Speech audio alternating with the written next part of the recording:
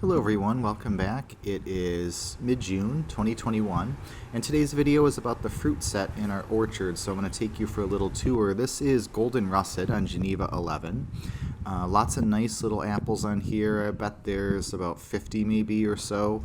Not all of those are going to end up, being harvestable. So these are young trees. So when I mention the number of apples from these trees, keep in mind they've only been in the ground a handful of years. This one was 2018, I think it was planted, so 18, 19, 20, 21, its fourth year in the ground. As you can see, I used some of the apple bags. I made a video on them last year. They're a nice way to keep the birds away.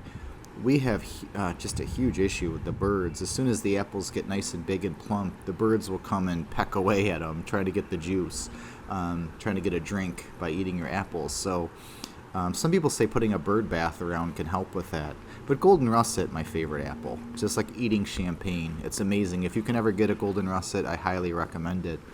Here's Kids Orange Red on Geneva 11. Again, I put a few in bags. I kind of bag the most pristine apples. And you can see here, there's that little scar. That's the plum something or other bug. You know what I mean. If you're into orchards, they have like pinchers, and they bite and they make kind of like two little incisions that look like half moons. Don't worry so much if that happens. You don't want it, obviously. You want to try to avoid it. I just was late in my spray. The petals of the flowers fell, and it was weeks before I sprayed my first spray, and that's a little late, and so they got to a lot of them. But that's mostly cosmetic. The fruit will kind of scab over. But Kids Orange Red is fantastic. It's a Cox Orange Pippin mixed with Red Delicious, the old Hawkeye Red Delicious. It's really got more of the Cox Orange Pippin in it. Just a perfect apple. Probably a close second, maybe, or third or fourth or fifth. You know how favorites work with stuff like that. Golden Russet's still my favorite. This is Blue Pearmain on Bud 9. Bud 9, as you can see, a really dwarfing rootstock. This is a 2017 planting. Last year we got one apple. It was huge and beautiful.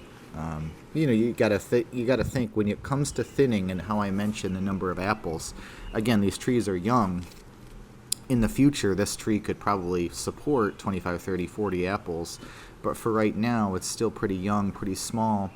But if you think of thinning, it's hard to do, but if you think of thinning as the tree has X amount of energy to spend on the fruit, so the fewer the fruit, the more energy each one gets. This tree last year gave us a gigantic Blue Pearmain, absolutely gorgeous. This year, there's probably like a dozen to 15 on there. And that's good for right now until that tree gets older. But Blue Pearmain, Thoreau's favorite apple, talks about a lot in Walden. Delicious, really good baking apple, really good eating apple. Here's Calville Blanc. This tree has never flowered until this year, but it's only been in the ground since 2018, so it's not, very old. Geneva 935 is the rootstock. As you can see, we have a few apples. I think there's like 5 on here. They're really blocky culinary apple. They're like the classic French dessert apple. They keep their shape really nicely when you slice them in like a fruit tart. That's where you see them a lot. You can sort of see that blocky shape. Those two I bagged because they were perfect, and I really want to get a fruit from this tree this year. I've read that they're also very, very high in vitamin C, so that's kind of nice too. Here's our frost peach. This is also the very first year that this has flowered ever or put fruit on, and boy, is it making up for lost time. This thing has easily 2,000 peaches. Just as proof of that, I just thinned today, the day I filmed this, and I think I pulled at least 300 or 400 peaches off, the little tiny ones, and I still need to do more. Look, this thing has got way too many fruit on it. When they get big, it'll snap the branches right off. So this thing is absolutely loaded. And I mentioned, kind of a snarky way about the pruning police. You can see how I've supported these branches that are full of the fruit weight. The reason I don't prune this in the typical way, there's a nice close-up of a small frost peach, is because this tree serves a couple purposes, and I think I mentioned that in another video, but it's to also block street lights from the road from coming into our backyard, and it does a great job of that. This thing is huge. It's probably pushing 15, 20 feet tall. It's only been in the ground since 2017. So if a peach tree is in a place where it likes where it is, it's going to grow like you wouldn't believe. This thing, I'm amazed by it. Some of the apple trees planted at the same time looked like little babies still compared to that thing. So I'm excited to see what the frost peach tastes like. We'll definitely keep you updated on that. Here's our Pitmaston pineapple. No fruit, but check this out in terms of the spreaders. Watch when I remove this spreader. See, that didn't really move at all. Once these trees start growing, you can take the spreaders out. So those spreaders are they're not the prettiest looking thing in your tree, and they can blow out of there, and it's kind of a pain to deal with. But once your tree starts to really set its growth for the year like that, you can take them out, and the branches pretty much stay where you want them. And so now you don't have to worry about it anymore. So we'll put those away for next year. So that's something I like to do to shape the trees, rather than pruning is one thing, but also training. Here's a good example of that in action. This is a Bartlett pear pruned and shaped into like a snowball shape. And this is really exciting also because it's the first year that this tree has fruited as well. Another 2017 planting. That was our first summer in the house. We got this from Stark, so it said it was on semi-dwarf fruit stock. So I don't know which particular one. I don't really know as much about pears anyway. I like pears, but I'm much more an apple and pawpaw fanatic, I would say. But I do love a good Bartlett pear, and this is really nice looking fruit. Again, first time we've had fruit on this, so I'm really excited to see how these come out. There's probably 15 to 20 on there. You figure you're probably going to get half of what's on there, if you're lucky, between damage, birds, critters, etc. But that's okay. I mean, if we get a handful the first year, that's, these trees are young yet. This is an Asian pear, Peggy Asian pear, also from Starks, planted the same day as that Bartlett, actually. And we've had fruit from this for a few years. They're really good. The only thing about them, every once in a while, they can have like a weird kind of like, I guess you'd say like almost like pittiness or grittiness to them if you don't get enough water. But when it rains really well in the summer a couple years ago, they were just the best. They're so good. But this tree is really happy. You can see the leaves are huge. It's really establishing nice. When we think, man, it's been 3 or 4 or 5 years, that's nothing in the life of a tree. These things are still babies. Here's our pawpaw patch. Here's NC1. No fruit on this one. It did flower, though, this year, but it never set any fruit clusters. It's just such a cool tree. Look at that.